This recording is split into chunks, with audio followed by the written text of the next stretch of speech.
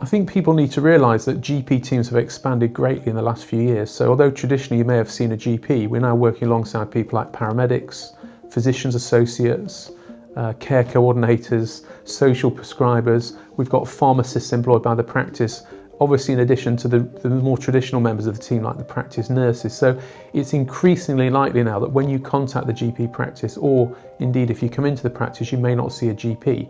And that's not because we don't want to see you, we do, there's just not enough of us. And as people probably realise, there's a big national GP shortage, and we've got lots of staff working alongside to help us, to keep you safe and ideally get you to the right person at the right time.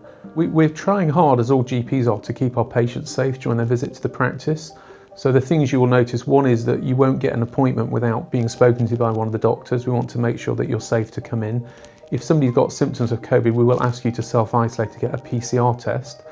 There are in most areas something called a hot hub, which is a COVID hot hub, which is run by GPs and nursing staff.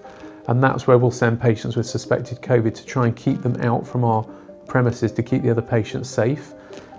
We would request people to do a lateral flow before they come in, if possible, and obviously wear a mask during your visit to the practice for, out of courtesy to everybody else in the building.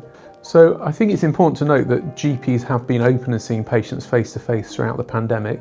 We will speak to our patients and then we'll determine if you need to be seen face to face, we will do so.